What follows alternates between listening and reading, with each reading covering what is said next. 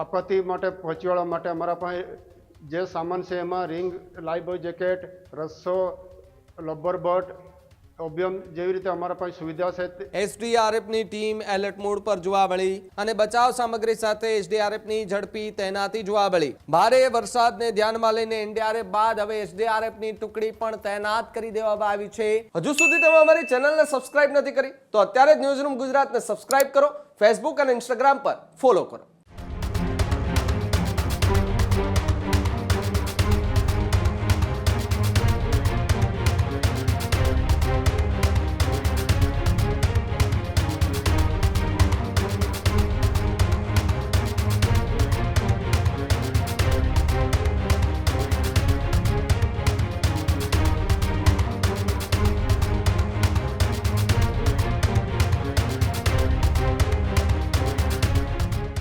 અને સમાચારોમાં આગળ વાત કરીએ તો સમાચાર નવસારીથી કે જ્યાં એનડીઆરએફ બાદ હવે એસડીઆરએફની ટીમ પણ તૈનાત કરી દેવામાં આવી છે, સ્ટેન્ડ બાય પર કરવામાં આવી। અતિ ભારે વરસાદની આગાહી વચ્ચે એસડીઆરએફની ટીમ એલર્ટ મોડ પર જોવા મળી।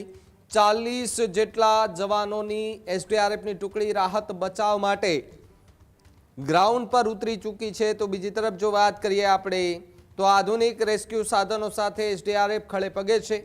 કોઈપણ આપાતકાલીન સ્થિતિનો સામનો કરવા સંપૂર્ણ તૈયારીઓ છે, જ્યારે રાહત અને બચાવ સામગ્રી સાથે એસડીઆરએફની ઝડપી તૈનાતી જોવા મળી।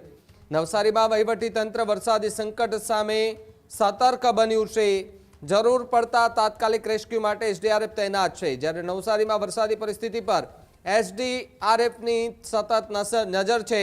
આપત્તિ વ્યવસ્થાપન માટે એસડીઆરએફની 24 કલાક તૈયારી પણ જે છે તે હવે જોવા મળી રહી છે। ત્યારે નવસારીમાં ભારે વરસાદને ધ્યાનમાં લઈને એનડીઆરએફ બાદ હવે એસડીઆરએફની ટુકડી પણ તૈનાત કરી દેવામાં આવી છે। નીચાણવાળા વિસ્તારો કે જ્યાં વરસાદના કારણે મોટું નુકસાન થયું છે તેવા વિસ્તારોનું નિરીક્ષણ કરતા એનડીઆરએફ, એસડીઆરએફ અને સ્થાનિક તંત્ર જે છે તે જોવા મળ્યું છે।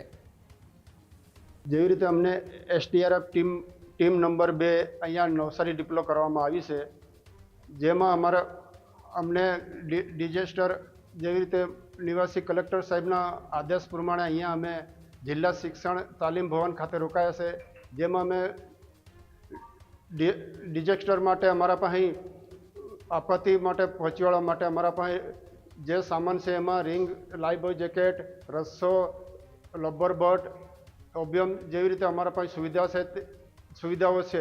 અને જે રીતે અમે રસ્તા પર અમે જ્યારે રેસ્ક્યુ કરવા જતા હોય એ ટાઈમે અમે અમારા પાસે રસ્તા પર વૃક્ષ પડ્યા હોય તો એને કટિંગ કરવા માટે આરએસઆર, ચેનસા જેવા સાધનો અમારા પાસે છે। ખેડૂત ભાઈઓ છે ખેતરમાં ડ્રોન ઉડાવતા હોય છે ત્યારે આપણે એક પ્રશ્ન સતાવતો હોય છે કે જે આપણે અત્યાર સુધી જીપીએસ ટેકનોલોજી વાળા ડ્રોન વાપર્યા છે, જેથી કરીને મોબાઈલ ટાવર છે અથવા તો હાઈ ટેન્શન લાઈન પસાર થતી હોય, કોઈ વૃક્ષો હોય, ત્યારે જે જીપીએસ ટેકનોલોજી વાળા ડ્રોન છે એમાં ટકરાય અને ટ્રેસ થાય છે। પણ એગ્રીવન લાવ્યું છે જીએનએસએસ ટેકનોલોજી ડ્રોન, જેથી કરીને એ ડ્રોન છે એ કોઈ જગ્યાએ ટકરાય નહીં, પોતાની રીતે જ ડિસિઝન લે છે અને મૂવ થઈ જાય છે, જેથી કરીને જીએનએસએસ ટેકનોલોજી ડ્રોન છે એ વાપરવાનો આગ્રહ રાખો। હજુ સુધી તમે અમારી ચેનલને સબસ્ક્રાઇબ નથી કરી તો અત્યારે જ ન્યૂઝરૂમ ગુજરાતને સબસ્ક્રાઇબ કરો, ફેસબુક અને ઇન્સ્ટાગ્રામ પર ફોલો કરો।